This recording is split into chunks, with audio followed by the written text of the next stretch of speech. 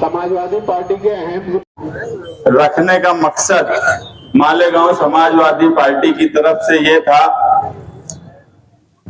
कि महाराष्ट्र में जिस तरह से सियासत हो रही है और जिस तरह से जुल्म और नाइंसाफी के खिलाफ बोलने वाले लीडर अबू आसिम आजमी साहब को सस्पेंड किया गया इस बजट अजलास से, उसके विरोध में जो सस्पेंशन ऑर्डर वापस लिया जाए।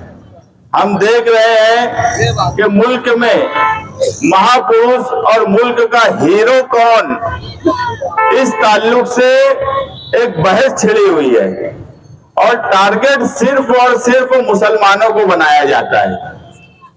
हीरोज, महापुरुष, जबकि कोई मुखालफत में बोले ना तो भी टारगेट मुसलमानों को ही किया जाता है और यही महाराष्ट्र में हो रहा है।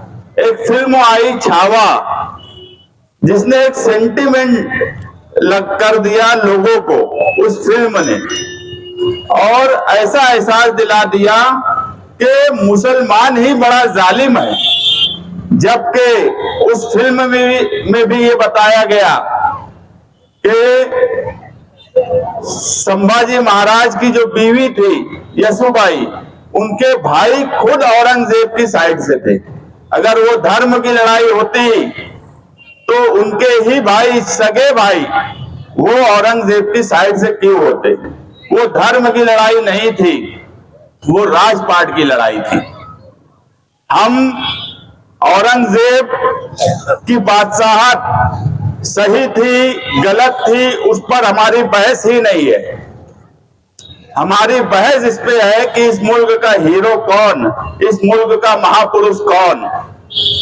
और वो लोग, हमने इस मुल्क में हमेशा, हमने कभी मुगल बादशाहों को अपना महापुरुष या हीरो नहीं बताया।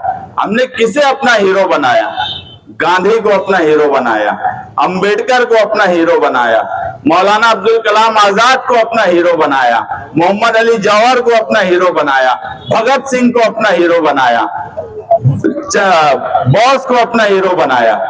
हम जो है आजादी हमको जिसने दिलाई, हमको इस बहस में भी नहीं पड़ना है कि मुगल बादशाहत कितनी अच्छी थी या मुगल बादशाहों के टाइम ये मुल्क सोने की चिड़िया था क्या कि अंग्रेज यहाँ आए।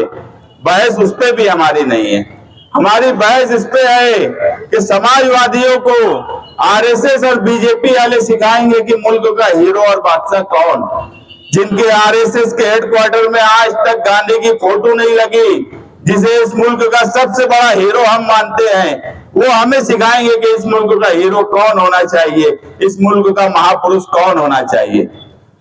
सिर्फ कुछ मामूली सी बात को बहाना बनाकर, और अगर किसी मुस्लिम लीडर ने वो बात बोल दी तो उसको मीडिया में इस तरीके से हाईलाइट किया जाता है कि 4-4, 6-6 दिन उस पर सिर्फ बहस होती है और ऐसा बताया जाता है कि किसी का अपमान कर दिया गया, जबकि अबू आसिम आजमी साहब ने किसी का अपमान नहीं किया। हमेशा से उनका तो खुद जो कॉन्स्टिट्यूंसी है वो शिवाजी नगर है, जो शिवाजी नगर कॉन्स्टिट्यूंसी से 4 बार एमएलए बनकर आए। उनको कोई बताएगा कि शिवाजी महाराज के सम्मान में क्या बोलना चाहिए और क्या नहीं बोलना चाहिए, ये उनको बताने की जरूरत ही नहीं है। वो इस मुल्क के इस रियासत के जो हीरोज हैं उनका सम्मान करना जानते हैं और हमेशा उनका सम्मान किए हैं, मगर सिर्फ एक हालात सियासी बनाने के लिए जो सेकुलर पार्टियां भी थी, उद्धव ठाकरे, कांग्रेस पार्टी, इनको भी ऐसा लगने लगा कि एक मुद्दा मिल गया है वापस हिंदुत्व पे आने के लिए। जितना पोजीशन वाली पार्टियां नहीं बोल रही हैं, उतना अपोजिशन वाली पार्टियां बोल रही हैं। ये भी ये देश देख रहा है, ये शहर देख रहा है, अकलियत देख रही है कि जब जब किसी पार्टी में किसी मुसलमान लीडर ने कोई बात बोला है तो इस मुल्क की सेकुलर पार्टियों ने अपना दामन बचाने का काम किया है। मगर यहाँ बैठे हुए तमाम ही समाजवादी के वर्कर और जिम्मेदारान इस बात से जरूर खुश होंगे और मैं उन्हें मुबारकबाद दूंगा कि आपका राष्ट्रीय नेता अखिलेश यादव उसने साफ साफ आकर अबू आसिम आजमी के साथ खड़ा हुआ। ऐसा लीडर आपका राष्ट्रीय अध्यक्ष है। समाजवादियों को फख्र होना चाहिए कि आप उस पार्टी में हो कि जिसके राष्ट्रीय अध्यक्ष ने अपना दामन बचाने का काम नहीं किया, अपने लीडर के साथ खड़ा रहा। नहीं तो आजकल एक अच्छा फैशन चला है कि मुसलमान अगर पार्टी में कोई लीडर कुछ बोल दे तो उनके राष्ट्रीय लीडर बोल देते हैं कि वो उनका पर्सनल स्टेटमेंट है, हमारा उससे कोई ताल्लुक नहीं। हम ऐसी पार्टी के साथ नहीं है, इस बात का भी हमें फख्र है। इसलिए महाराष्ट्र में हमने सबसे पहले अबू आसिम आजमी के साथ खड़े रहने का ऐलान किया कि हम उस पार्टी से ताल्लुक रखते हैं। हम हमेशा से मालेगांव शहर हो या फिर रियासत हो या मुल्क हो, जब जब किसी पर जुल्म हुआ है या नाइंसाफी हुई है तो ये शहर उसके लिए खड़ा हुआ है। मालेगांव शहर की आवाम उनके लिए खड़ी हुई है। यही बताना हमारा मकसद था कि हम इस जुल्म और नाइंसाफी के खिलाफ है। जो आदमी आज आप देखेंगे पूरे महाराष्ट्र में अकलियत, पिछड़े या जिनके साथ जुल्म हो रहा है, उनकी आवाज अगर असेंबली हॉल में कोई है तो वो सिर्फ और सिर्फ अबू आसिम आजमी साहब है। उसके अलावा कोई दूसरा आदमी नजर नहीं आता। और ऐसे आदमी को सस्पेंड कर देना, उसकी आवाज को दबाना, ये कहीं ना कहीं जुल्म और नाइंसाफी हो रही है। मुल्क कानून से चल रहा है या औरंग, अगर ये मानते हैं कि औरंगजेब हिटलर था या उसके फैसले जो थे वो बादशाह वाले हिटलर शाही थे, तो आप तो लोकशाही में वैसे फैसले कर रहे हो, आप तो जमहूरियत में वैसे फैसले कर रहे हो कि किसी की विधानसभा के बाहर बोली हुई बात, वो भी ऐसी बात नहीं जिससे किसी का अपमान हुआ हो, ऐसे इंसान को आप सस्पेंड करते हो। उसने विधानसभा में वो बात नहीं बोली तो आप कानून नहीं चला रहे हो, आप कहीं ना कहीं डंडा लेकर बैठे हो, आप कानून को किनारे रखकर काम कर रहे हो। ये इस मुल्क और इस महाराष्ट्र रियासत के लिए बराबर बात नहीं है। बोलने का हक, बोलने की आजादी सबकी है। अगर कोई किसी महापुरुष का अपमान करता है, वो किसी भी धर्म और मजहब का हो, तो वो हम भी कभी बर्दाश्त नहीं करते। मगर सिर्फ बोलने की आजादी पर पाबंदी लगा देना, नजरियात और विचारधारा पर पाबंदी लगाना, ये इस मुल्क और इस रियासत में अब शुरू हुआ है, जिसकी जितनी मजम्मत की जाए कम है। हम इस तरह के नजरियात, इस तरह की विचारधारा, इस तरह से किसी और विचारधारा को दबाने वाले लोगों की भी मजम्मत करते हैं कि वो इस मुल्क में आजादी के साथ रहने दे, आजादी के साथ बोलने दे। हमें इस मुल्क ने आजादी दी है, हमें बोलने की भी आजादी है, खाने पीने की भी आजादी है, रहने सहने की भी आजादी है। मगर छोटी छोटी बात, अगर सस्पेंशन करना ही था तो नीतीश राणे का सस्पेंशन क्यों नहीं किया?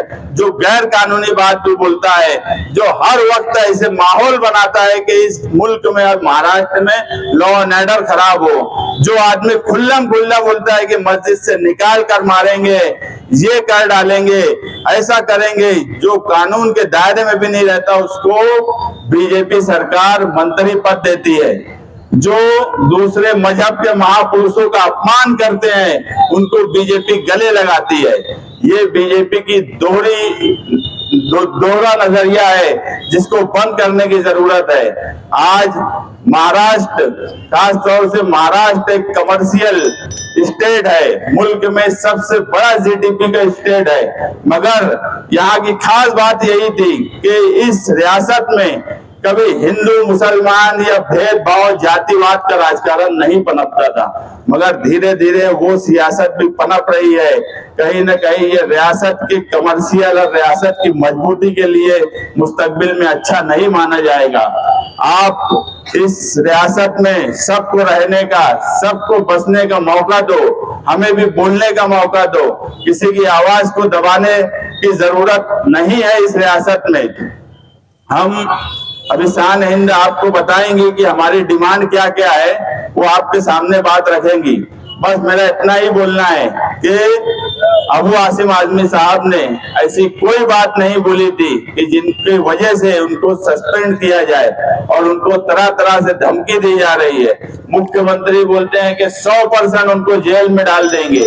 आप सिर्फ इसलिए कि वो मुसलमानों के लिए बोलते हैं, वो जुल्म के खिलाफ बोलते हैं, इसलिए जेल में डालने की बात करते हो, सस्पेंड करने की बात करते हो। मैं मालेगांव शहरियान से इस मौके पर और एक बात कहूंगा कि आप एक बात देखिए कि इस मुल्क में एक पार्टी का एक लौता एमपी भी है और जिसके बारे में तरह तरह की बातें बोली जाती है। आज तक पार्लियामेंट में बाहर वो और उनके भाई कोई भी बयान देते हैं तो मुझे बताओ बीजेपी कोई कार्रवाई क्यों नहीं करती? वो उनके मजहबी राम और सीता के बारे में बोलने के बाद भी बीजेपी अगर उन पर कोई कार्रवाई नहीं करती तो इसका क्या मतलब है? इसका क्या मतलब लिया जाए?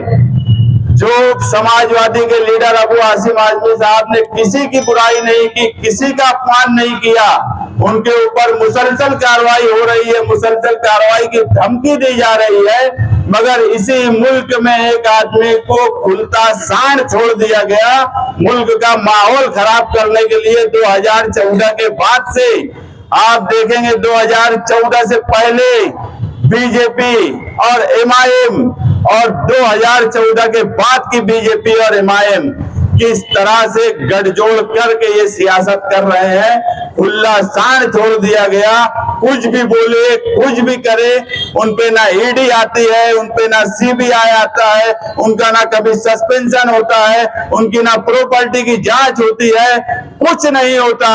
मगर एक मर्द मुजाहिद जो मिला हुआ नहीं है, ये साबित होता है इस बार कि अबू आसिम आजमी साहब महाराष्ट्र के शेर है और शेर रहेंगे। उन्होंने ये साबित किया है कि तकलीफ उठा रहे हैं मगर अपनी बात जो लोगों के लिए करते हैं उस पे कायम है। अब ये फैसला इस मुल्क के मुसलमानों को करना है कि कुछ लोग किस तरह से सियासत करके, हमने हमेशा यही बोला कि हम उसी पार्टी के साथ रहते हैं जो सेकुलर है। हमारा लीडर अखिलेश यादव है, हमने किसी मुसलमान को लीडर नहीं बनाया क्योंकि हम जानते हैं कि हम यहाँ माइनॉरिटी में हैं, हमें सेकुलर पार्टियों के साथ रहने की जरूरत है। और आज इस मुल्क की जरूरत फिरका परस्त पार्टी वो मेजॉरिटी की हो कि माइनॉरिटी की हो, फिरका परस्त पार्टी दोनों भी मुल्क के लिए बहुत ही तकलीफ दे और हानिकारक साबित होंगी। इस मुल्क के लिए, इस मुल्क की भलाई के लिए अगर कोई पार्टियां आगे आ सकती है तो वो सिर्फ सेकुलर पार्टियां आ सकती है, सेकुलर विचारधारा के लोग आ सकते हैं। उन्हीं के हाथ में मुल्क की भाग दौड़ जाना चाहिए और इस तरह से जो मिली जोड़ इस मुल्क में हिंदू मुसलमान की जा रही है, इसको बंद होने की जरूरत है। हम आज के धरने से यही मांग करेंगे कि अबू आसिम आजमी साहब जो है उनके ताल्लुक से जो भी सरकार ने फैसला किया है वो उस पर दोबारा गौर करें। शुक्रिया, जय हिंद।